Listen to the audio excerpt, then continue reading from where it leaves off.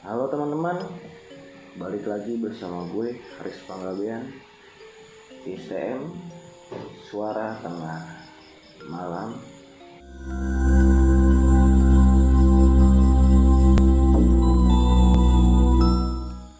Kali ini gue akan menceritakan tentang 9 jembatan paling angker di Pulau Jawa. Yang pertama, Jembatan Cincin, Sumedang. Jembatan Cincin itu salah satu nama jembatan cukup dikenal dengan berbagai cerita masyarakat dan latar belakang sejarahnya. Jembatan peninggalan Belanda ini berada di daerah Cisalada, Cikuda, Jatinangor, Kabupaten Sumedang. Jika kalian pernah atau memiliki teman dan sanak saudara yang menempuh pendidikan di Universitas Pajajaran, Jatinangor, pasti nama jembatan ini sudah bukan nama yang asing lagi di telinga mereka, termasuk cerita mistis. Banyak yang bertanya, kenapa mahasiswa Unpad yang menjalani perkuliahan di kampus Jatinangor mengenal jembatan tersebut. Jembatan itu dibuat oleh warga menuju Jalan Titas tembus langsung dalam komplek Universitas Pajajaran. Jembatan Cincin mulai dibangun oleh perusahaan kereta api milik Belanda, yaitu perusahaan Stad Spoorwegen Vereniging West-Brabant pada tahun 1917. Saat masa Belanda, jembatan itu difungsikan untuk menghubungkan wilayah Tanjung Sari dengan Ranca Ekek guna mempermudah pengangkutan masyarakat dan hasil bumi mereka, yaitu tanaman karet. Jika mengingat pembangunan di zaman penjajahan Belanda, pasti kita tak akan pernah bisa lupa dengan yang disebut romusa atau kerja paksa di zaman penjajahan Belanda terhadap pribumi. Para pribumi kala itu dipaksa bekerja tanpa mendapatkan upah untuk memenuhi hasrat para pemimpin untuk membangun infrastruktur. Bukan hanya tidak mendapatkan upah, bahkan para pekerja romusa juga tidak sedikit yang akhirnya harus meregang nyawa karena kelaparan dan kesusahan, termasuk saat pembangunan jembatan Cincin. Sekilas tidak ada yang aneh dengan jembatan ini. Udara yang sangat segar dan pemandangan yang sangat indah terlihat jelas jika kita berada di atas jembatan. Karena jembatan Cincin dibangun tepat di tengah lahan persawahan milik masyarakat sekitar. Bukan hanya keindahan alamnya, konstruksi bangunan yang berdiri kokoh, kuat, serta indah menumbuhkan rasa kagum bagi siapapun yang melihatnya. Namun semua itu hanya bisa dirasakan jika di siang hari. Akan tetapi lain halnya saat malam hari. Mungkin hanya segelintir orang yang berani melintasi jembatan tersebut, dan dipastikan mereka adalah orang-orang yang tidak tahu cerita urban mistis di balik keindahan jembatan tersebut di malam hari. Tangisan seorang bayi kerap menemani mereka yang memberanikan diri melintas di jembatan tersebut pada malam hari. Menurut cerita, sosok wanita yang kerap menampakkan sekelebat wujudnya itu dianggap penghuni jembatan, yang konon menurut cerita turun-temurun di desa itu. Sang wanita meninggal dengan cara melompat dari atas jembatan karena merasa malu sebab hamil di luar nikah. Bahkan pasangan lelaki enggan bertanggung jawab. Sosok wanita itu kerap menampakkan wujudnya kepada masyarakat yang melintas jembatan di saat malam hari. Bukan hanya itu saja, sosok wanita yang mistis itu juga sering meminta bantuan kepada masyarakat mencarikan si laki-laki yang telah menghamili di masa lalu. Kalau yang lihat sih udah banyak, bukan cuma warga sini, tapi mahasiswa dari luar daerah yang sering lewat. Karena mereka belum tahu cerita juga. Yang banyak lihat atau dengar. Kata Yayat, salah seorang warga sekitar membuat cerita kepada kami. Saat malam hari, kata Yayat, di jembatan sini itu sering muncul suara aneh. Belum lagi aroma wanginya bunga kumbang di sekitar jembatan. Kadang ada suara anak ayam, Kadang kayak ada suara anak kecil nangis, perempuan nangis, wangi kembang. Tapi kalau wangi kembang malam atau siang juga kadang ada. Kayak sekarang kan kecium wanginya. Padahal tengah hari, jujur Yayat, sambil merasakan wanginya aroma kembang di lokasi jembatan. Tidak sedikit juga orang-orang yang melintas di jembatan tersebut baik siang maupun malam mengalami hal yang aneh. Seperti merasakan adanya yang menjanggal kaki para pejalan kaki, padahal tidak ada akar ataupun batu yang terlihat di sepanjang jalan tersebut. Masyarakat sekitar sering seperti Ayat kerap mengingatkan para pendatang, khususnya para mahasiswa, untuk tidak melamun saat melintasi jembatan tersebut, yang dikhawatirkan akan ada gangguan makhluk penunggu jembatan yang berujung fatal. Yang ngerasa dijegal waktu lagi jalan juga ada, katanya. Mereka ngerasa kalau kakinya ada yang ngalangin, jadi mereka tersungkur. Dan masyarakat cuma menghimbau buat siapapun lewat jembatan Cicing jangan dalam keadaan malam atau melamun. Selain sosok wanita, beberapa penampakan makhluk lain pun kerap muncul di jembatan ini. Jika menjelang malam, sosok anak-anak kecil yang terlihat berlarian sembari menampakkan dirinya secara timbul tenggelam. Konon para penghuni jembatan Cicing hanya mengganggu mereka yang memiliki niatan yang kurang baik. Di antaranya mereka yang hendak mabuk-mabuk di lokasi hingga melakukan pembuatan asusila yang memang sangat sepi di malam hari. Randy yang merupakan seorang alumni dari Unpad Fakultas Pengetahuan Alam menceritakan pengalaman dirinya yang pernah mengalami kejadian cukup membuat bulu kuduk berdiri kala itu. Randy yang hendak pulang dari kos-kosan temannya menuju ke indekos terpaksa harus melewati jembatan cincin selesai azan maghrib berkumandang. Pasalnya, jika melalui jalan raya, jarak yang harus ditempuh cukup jauh. Akhirnya Randy memilih melintasi jembatan cincin tersebut, meski dirinya tahu dan kerap mendengar cerita-cerita mistis tentang jembatan itu. Randy waktu itu dalam hati dirinya bergumam untuk menguatkan keberaniannya. Dia menganggap cerita itu hanyalah sebatas mitos. Namun saat memulai perjalanannya, tiba-tiba kejadian yang tak ia harapkan malah terjadi. Saat Randy mulai menginjak ujung jembatan selesai azan berkumandang, ia mencium wangi kembang yang sangat menyengat. Sontak bulu kuduk Randy berdiri disusul rasa takut semakin bertambah dan pikiran mulai bercampur aduk di benaknya. Saat itu Randy hanya sendirian melintas di atas jembatan. Tidak heran karena memang warga dan dalam hati ia berharap ada orang juga yang melintas di sana. Tepat di pertengahan jembatan, Naas bukan menemui perjalanan yang juga melintas. Pria yang memiliki tinggi sekitar 165 meter itu malah mendengar tangisan seorang wanita amat sangat rintih. Sontak ia langsung berlari. Namun suara wanita itu malah berubah menjadi suara tawa yang menyeringai, yang sangat identik dengan tawa sesosok kuntilanak seperti di dalam film-film horor. Saya pernah lewat situ habis pulang dari kos-kosan. Itu jam 6:30 malam setelah maghrib. Takut sih ada karena kan memang udah banyak cerita-cerita tentang tempat itu. Tapi pikir saya, daripada jauh kalau jalan biasa, ya akhirnya saya lewat jalan itu, ujar Randy. Di balik keindahan jembatan peninggalan Belanda yang terlihat megah, ditambah dengan pemandangan perkebunan dan sawah yang begitu asri, ada beberapa makam yang menambah kesan angker jika hari mulai menja. Makam tersebut berada di bawah sekitar jembatan. Menurut masyarakat sekitar, makam tersebut merupakan makam keramat, makam seorang tokoh pada zaman dikenal dengan Mbah Jambrong. Siapakah Mbah Jambrong? Apakah sosok Mbah Jambrong lah yang kerap ikut mengganggu masyarakat yang melintasi jembatan cincin? Dari keterangan sejarah yang didapat dari masyarakat sekitar, sosok Mbah Jambrong bukanlah sosok yang jahat, bukan pula sosok yang kerap mengganggu. Namun sosok Mbah Jambrong adalah seorang tokoh masyarakat sekitar yang sangat taat akan ajaran Islam.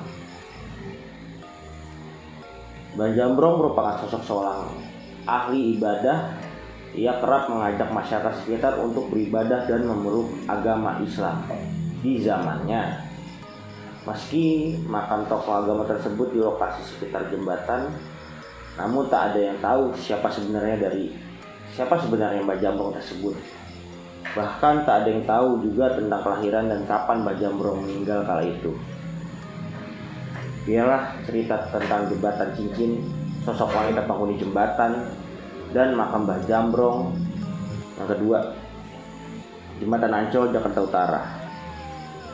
Mendengar kata Ancol, kamu pasti langsung mengasosiasikan dengan pantai, taman hiburan, serta akuarium terbesar di Indonesia. Ya, Ancol memang bisa dibilang sebagai gudangnya wisata bagi masyarakat Jakarta. Apalagi dengan banyaknya acara seru dan promo kerap dihadirkan di Ancol. Kawasan ini senantiasa jadi opsi menarik buat kamu yang ingin sekedar getaway tanpa harus pergi jauh dari kota Jakarta. Namun di tengah popularitas Ancol, tahukah kamu ada sebuah kisah urban legend yang menarik di kawasan tersebut? Kisah urban legend itu dikenal dengan nama Si Manis Jembatan Ancol. Ya, kamu yang anak 90-an pastinya tidak akan merasa asing dengan hal tersebut, karena Si Manis Jembatan Ancol bahkan pernah diangkat ke layar kaca dan dibintangi beberapa artis ternama pada masanya, seperti Dewi Persik dan Kiki Fatmala. Dihimpun dari berbagai sumber, kumparan mendapati bahwa urban legend tersebut berasal dari kejadian nyata. Mereka menemukan bahwa ada dua kisah yang berbeda tentang Si Manis Jembatan Ancol.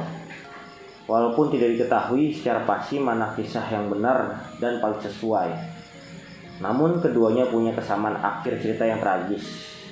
Ingin tahu lebih lengkapnya? Berikut ulasannya. Versi pertama. Pada awal abad 18, ketika Jakarta masih dikenal dengan nama Batavia, seorang perempuan muda berusia 16 tahun bernama Maryam ditemukan terbunuh di kawasan Ancol. Maryam dikenal sebagai gadis muda yang cantik dan molek. Ia bekerja di rumah pedagang tua yang kaya raya dan telah beristri. Kecantikan dan kemolekan Maryam rupanya menarik perhatian majikannya, hingga suatu hari Maryam dilamar dan diajak untuk menikah sehingga kelak dapat menjadi selir dari majikannya. Permintaan sang majikan ditolak oleh Maryam. Wanita ini pun kabur dari rumah, berusaha menjauh dari sang majikan. Sayang, rencana Maryam untuk melarikan diri rupanya tak berhasil. Gadis cantik ini diperkosa secara bergilir dan kemudian dibunuh oleh para preman yang disuruh oleh majikannya. Padahal kala itu sang majikan hanya menyuruh anak buahnya untuk mengejar dan menangkap Maryam yang lari dari rumah sang majikan karena tak ingin dinikahi. Para preman yang takut ketahuan belangnya itu kemudian memilih untuk melemparkan jasad Maryam ke area pesawahan tak jauh dari tempat dia terbunuh. Ya, ini di kawasan Ancol yang kini menjadi jembatan. Versi kedua. Dihimpun dari berbagai sumber, kisah kedua yang tak kalah tragis dari Si Manis Jembatan Ancol didapatkan budayawan Betawi Ridwan Saidi dari saksi hidup yang pernah ia temui ketika melakukan investigasi pada 1955 sampai 1960. Menurut kisah tersebut, pada awal abad ke-19, sekitar tahun 1917, hiduplah seorang gadis yatim yang hidup bersama ibunya, Mak Emper. Mak Emper dan anaknya, Siti Ariyah, tinggal di suatu paviliun milik seorang juragan kaya. Ketika Siti Ariyah menyentuh usia 16 tahun, sang juragan pemilik rumah rupanya jatuh hati padanya. Ia berniat menikahi Siti Ariyah dan menjadikan sebagai selir. Ariyah yang menolak permintaan sang majikan kemudian melarikan diri.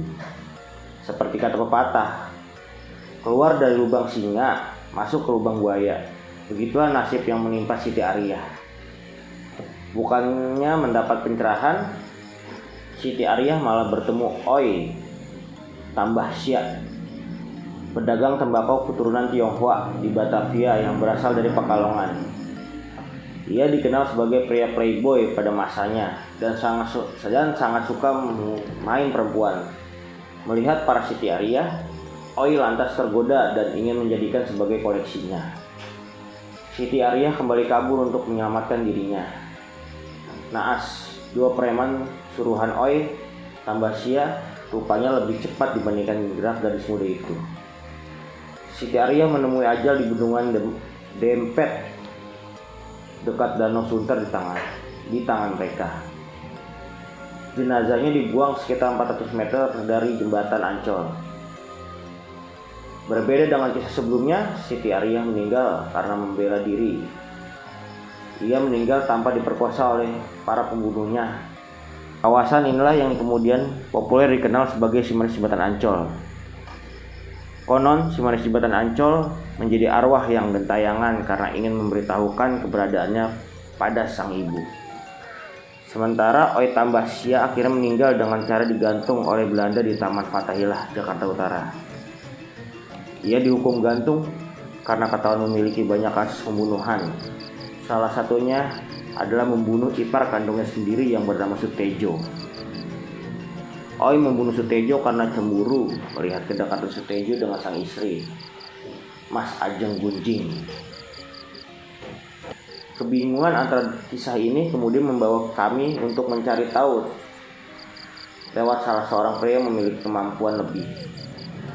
Pria yang enggan disebut namanya itu tak menampik bahwa memang ada seorang wanita yang bermukim di jembatan Ancol. Hanya saja, menurut pria yang akrab disapa Brii itu, ia tak mengetahui nama sosok asal itu. Hanya saja memang awal tahun 2018 lalu ia pernah menyambangi lokasi tersebut untuk berkomunikasi dengan para penunggu jembatan Ancol untuk kebutuhan pekerjaan. Walau tidak tahu dengan pasti kisah sosok wanita tersebut, Brii hanya mampu mengingat beberapa hal tentang komunikasi mereka setahun silam. Memang ada perempuan juga. Mereka kan sudah cari tempat untuk bermukim ya, seperti manusia pada umumnya. Memang kalau bisa dibilang meninggalnya enggak wajar, lebih ke dibuang kayaknya. Tapi pembunuhannya bukan di situ. Sayangnya waktu itu beliau enggak menyebut nama sih, kata pria tersebut saat dihubungi. Brii juga menambahkan bahwa sosok tersebut tak terlihat seperti anak remaja atau ABG, melainkan wanita berusia 30-an. Pakaian yang dikenakan pun tak semerah yang biasa kami lihat di sinetron Simanis Jembatan Ancol. Dalam 3 kali pertemuan, sosok itu mengenakan pakaian dengan warna yang berbeda. Bajunya pun 3 kali pertemuan itu ganti-ganti, kadang merah, kadang hitam. Enggak, merahnya lebih gelap dibanding yang ada di sinetron. Bajunya terusan, tapi bentuknya enggak sampai ke bawah. Di bawah lutut, mungkin sekitar sampai betis, jelas Brii lagi. Soalnya alasan mengapa sosok wanita itu masih gentayangan, Brii meyakini bahwa mereka biasanya masih memiliki urusan yang belum terselesaikan. Kalau saya kan percaya kalau ada yang seperti itu berarti ada urusan yang belum selesai. Kalau yang saya tangkap sih kayaknya masih belum terima dengan meninggalnya, pungkas Brii lagi. Walau diliputi kisah menyedihkan yang berkembang menjadi urban legend, Ancol yang dulu bukanlah yang sekarang. Kawasan seluas 522 hektar yang dulunya dibiarkan terlantar dan jadi sarang penyakit tersebut kini telah berubah menjadi kawasan rekreasi terpadu sesuai dengan gagasan Presiden Soekarno. Sekarang tergantung kamu, mana kisah yang paling relevan menurutmu? Yang ketiga, Jembatan Pasupati Bandung. Malam yang dingin, gelap, dan sepi identik dengan teror mencekam. Teror itu datang tidak hanya dari sesama manusia, tetapi juga berasal dari alam lain. Bandung, ibu kota Jawa Barat ini dikenal dengan beragam tempat wisata, taman kota, bangunan bersejarah, hingga daerah unik di tengah dinginnya udara kota. Siang dan malam, kota ini tidak pernah berhenti memberikan kejutan bagi penduduk dan pendatang. Kejutan yang kadang menyenangkan, tapi tak jarang kejutan yang penuh misteri. Malam yang dingin, gelap dan sepi, jembatan Pasupati, jika kita melihatnya dari jauh, jembatan panjang ini berbentuk mirip harpa. Karena keindahannya dan keunikannya, jembatan Pasupati dikatakan sebagai landmark kedua setelah Gedung Sate. Di balik keindahannya, ternyata jembatan ini menyimpan cerita misteri yang menyeramkan. Konon, di jembatan Pasupati ini sering terlihat sosok wanita bergaun merah pada malam hari. Ia biasanya menggoda pengguna jembatan sepanjang 2,8 km ini. Disinyalir nama wanita ini adalah Maria. Beberapa tahun lalu, ia tewas bunuh diri akibat terjun dari jembatan Pasupati. Ia bunuh diri karena ditinggal kekasihnya yang tewas karena kecelakaan. Biasanya ia akan menampakkan diri jika melihat seorang lelaki yang berkendara seperti motor sendiri dan menepi di sisi jembatan. Ia menganggap bahwa lelaki itu adalah kekasihnya. Kisah itu ternyata dialami oleh seorang lelaki yang sedang berkendara di jembatan Pasupati. Ia mengendarai motor dengan kecepatan 80 km per jam. Namun ia merasa motornya berjalan pelan dan tak lama mesinnya mati. Dengan kebingungan, ia menepikan motornya. Tak lama, ia melihat sesosok wanita bergaun merah di seberang jalan. Wanita itu membelakanginya sambil berdiri mematung. Tetapi lelaki ini pun berhenti, menuntun motornya dan memperhatikan wanita itu. Tiba-tiba, wanita itu membalikkan tubuhnya sehingga mereka saling berhadapan. Dengan mata merah dan darah yang mengucur di wajah, wanita ini melihat ke arah lelaki tersebut sembari menyeringai. Ia pun bergerak hendak mencengkram leher lelaki tersebut. Mampukah lelaki tersebut menyelamatkan diri? Kita tak tahu. Yang keempat, jembatan Eretan Indramayu. Cerita di Siang Bolong itu bermula ketika nenek Tureni, 55 tahun, berkisah soal anak gadis yang mengalami kecelakaan di dekat jembatan Eretan pertengahan bulan lalu. Sebuah bus penumpang melaju cepat melawan arus dan menabrak seorang anak perempuan yang masih belia. Peristiwa ini bukan satu kali saja. Sudah sering kecelakaan terjadi setelah kendaraan melintas jembatan Eretan dengan kecepatan tinggi. Seakan tak permisi, ya, jembatan itu menyimpan cerita-cerita tak masuk logika sejak dahulu kala bagi masyarakat Eretan, Indramayu, Jawa Barat. Jembatan ini sih sudah dari zaman saya kecil dulu. Kalau dulu ceritanya lain, sering ada yang mau menumpang, minta dianterin. Biasanya yang jadi korban itu tukang beca. Tapi begitu sampai si penumpang malah hilang dan rumah-rumah berubah jadi kuburan.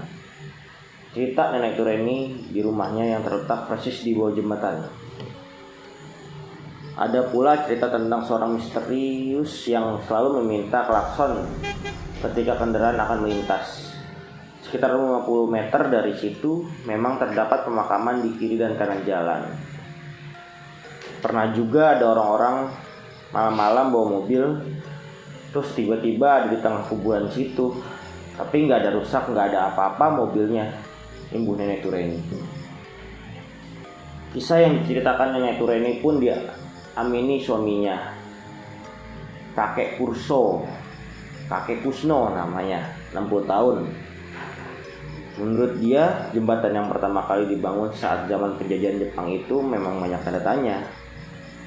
Dulu sih belum dibeton begini. Memang banyak cerita-cerita begitu di sini, kata kakek Kusno. Jembatan tersebut memang terlihat lebih kecil dari jalur biasanya. Ruas jembatan itu seperti penyempitan jalan. Belum lagi tambalan jalan yang tak halus sehingga terasa bergelombang saat melintas. Kendaraan yang memacu tinggi kendaraannya akan sulit mengerem karena jalan menurun selepas jembatan. Penerangan di sepanjang jalan tersebut juga masih kurang. Untuk melintas di malam hari perlu ekstra hati-hati. Saya sampai bosan kalau ada orang kecelakaan yang dibawa ke rumah saya ini, ujar nenek Tureni yang pertama kali membangun rumah di sekitar jembatan Eretan. Yang kelima, Jembatan Suramadu, Surabaya.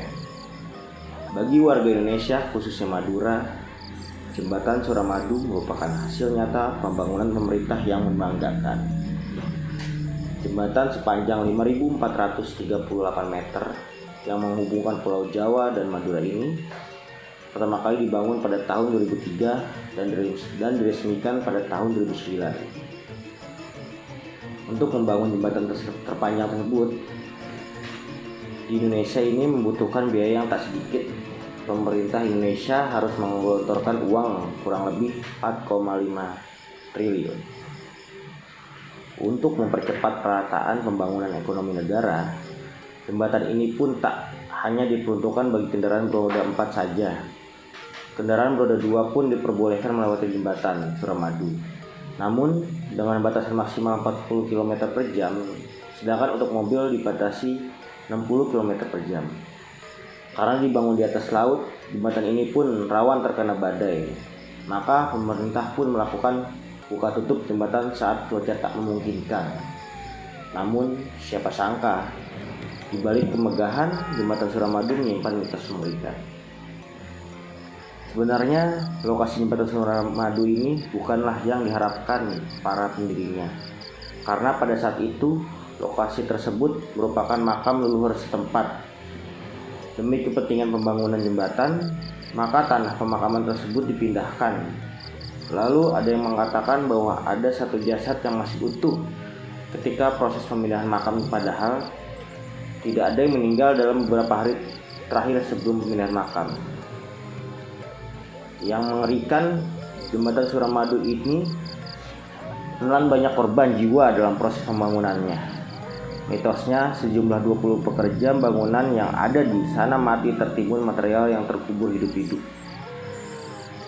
Namun sejauh fakta yang kami telusuri, pada 2004 tercatat 15 pekerja menjadi korban kecelakaan kerja. Dari ke-15 orang, hanya 1 meninggal dunia. Selain mitos meninggalnya 20 pekerja tersebut, ada juga yang mengatakan bahwa saat melintasi jalan, jembatan berubah menjadi 2 cabang. Padahal kenyataannya jalan tersebut hanya 1. Akibatnya ketika salah pilih jalan, pengemudi mobil itu kecelakaan. Tak hanya itu, penampakan hantu ataupun arwah gentayangan pun kerap menghantui pengemudi yang lewat. Hal tersebut disampaikan oleh salah seorang tokoh masyarakat Lebang, Bangkalan, Madura, Haji Nur Hasan, seperti dilansir dari newsokezone.com. Di sini banyak kejadian aneh, seperti pedagang melihat sundel bolong saat malam hari, sehingga orang melihat ketakutan, kata Hasan. Benar tidaknya cerita yang beredar, banyak yang beranggapan hal tersebut hanyalah mitos belaka. Percaya tak percaya, namun yang pasti selalu hati-hati dan waspada saat berkendara. Di samping itu, jangan lupa berdoa agar perjalanan lancar. Yang keenam, Jembatan Jiwan, Madiun. Pernahkah kamu mendengar nama Sadikem? Kalau kamu berdomisili di Magetan atau Madiun, pasti sudah sangat kenal dengan nama ini. Sadikem adalah hantu penunggu jembatan Jiwan yang berada di perbatasan Magetan dan Madiun. Siapa sebenarnya Sadikem? Dalam hasanah dunia mistis, Sadikem merupakan sosok yang cukup terkenal, di mana makhluk ini menunggu sebuah jembatan. Hantu ini sangatlah cantik dan suka menggoda penumpang yang lewat. Bagaimana gangguan atau teror hantu Sadikem itu? Yuk, simak ulasan berikut. Di perbatasan Magetan dan Madiun terdapat 2 jembatan di atas Sungai Bakung. Di sana muncul teror Sadikem. Pernah naik bus antar kota Jogja Surabaya? Nah, di jalur Mauspati menuju Madiun adalah sebuah jembatan di mana di bawahnya mengalir sebuah sungai. Jembatan itu sering disebut Jembatan Jiwan. Di awal dan ujung Jembatan Jiwan dibangun sepasang tempat duduk yang tinggi. Penduduk di sekitar menyebut Bu Ireng, tempat duduk tinggi yang terbuat dari bata. Nah, di Buk Ireng itulah hantu Sadikem sering menampakkan diri kepada orang yang lewat dan berwujud wanita cantik. Teror hantu Sadikem gak cuma berwujud penampakan kepada orang yang lewat, namun lebih dari itu, dia mencegat dan meminta tumpangan. Konon katanya, kalau nggak dikasih tumpangan, si orang ini akan mengalami kecelakaan. Supir-supir bus antar kota sudah hafal dengan Sadikem. Bahkan kecelakaan nahas bus antar kota beberapa tahun lalu di Jembatan Jiwan di mana hampir semua penumpang yang meninggal disinyalir karena ulah Sadikem. Gak cuma itu saja. Dari hasil penuturan warga, hantu Sadikem kerap kali mendatangi rumah-rumah warga. Teror berupa suara-suara tangisan dan sosok penampakan sering menjadi alasan para warga sekitar untuk tidak keluar rumah. Mereka percaya bahwa Sadikem lah yang ada di balik semua itu. Siapa sebenarnya Sadikem? Ada banyak versi. Paling populer sih tentang pengantin baru yang meninggal di Sungai Bakung. Dalam tradisi Jawa, ada istilah sepasaran. Tradisi ini berisi larangan kepada para pengantin baru agar mereka tidak pergi ke sungai atau tak mendekati sungai sebelum genap seminggu. Setelah pernikahan, hal itu dipercaya akan membawa malapetaka kepada pengantin tersebut dalam bentuk sawan atau kutukan, dan bahkan kematian. Sadikem adalah wanita malang yang terkena hal tersebut. Konon kabarnya dia tenggelam di sungai tersebut, di mana letaknya berada di bawah Jembatan Jiwan. Ada versi lain seperti kisah Sadikem. Adalah gadis yang diperkosa oleh gerombolan orang setelah kejadian nahas itu menimpa dirinya. Dia dihabisi dan mayatnya dibuang ke Sungai Bakung, hingga akhirnya ia menyimpan dendam dan menghantui pengendara yang lewat di jalan tersebut. Jika kamu lagi naik motor sendirian tengah malam dan lewat Jembatan Jiwan, hati-hati ya. Takutnya ada Sadikem melambai-lambai minta tumpangan. Jika kalian pernah melewati jalur jalan raya Magetan Madiun di Jembatan Jiwan, jembatan yang letaknya di perbatasan Madiun Magetan ini memiliki kisah mistis yang populer, yaitu kisah si cantik Sadikem dari Jembatan Jiwan. Di awal dan ujung jembatan dihiasi dengan sepasang tempat duduk yang tinggi. Penduduk di sekitarnya menyebut Bu Ireng, tempat duduk tinggi terbuat dari bata. Yang ketujuh, Jembatan Merah Surabaya. Percaya nggak percaya, beberapa tempat yang disebut memiliki sejarah berdarah pada masa lampau hingga kini masih menyisakan hal-hal mistis. Seperti Jembatan Merah di Surabaya yang hingga kini sering disebut menjadi tempat penampakan sosok makhluk halus. Tak sedikit pula orang yang mengaku melihat penampakan hantu di Jembatan Merah. Terlepas dari kisah berdarah tewasnya Aus Malabi pada masa penjajahan Belanda dulu, suasana Jembatan Merah sebenarnya bisa untuk merasakan suasana kolonial.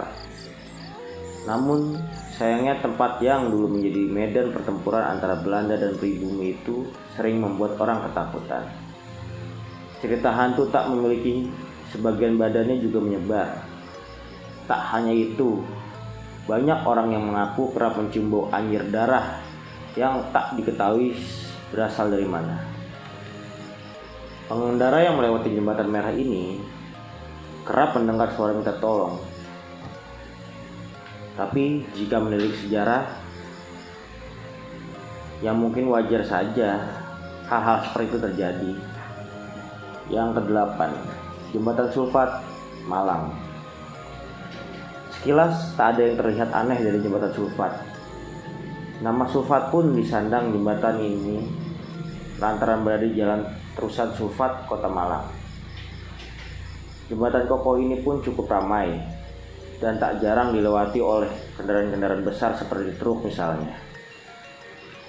Namun, kisah angker yang menyelimuti jembatan ini membuat namanya seringkali dibicarakan, terutama terkait kisah yang berbau mistis. Rumor menyebutkan jembatan Sulfat merupakan salah satu tempat angker di Kota Malang. Usia jembatan Sulfat terbilang masih muda karena dibangun pada tahun 2000-an. Jembatan Sulfat dibangun untuk memudahkan akses jalan Purwantoro Sawojajar yang dipisahkan Sungai Bangu dan Sungai Anyar.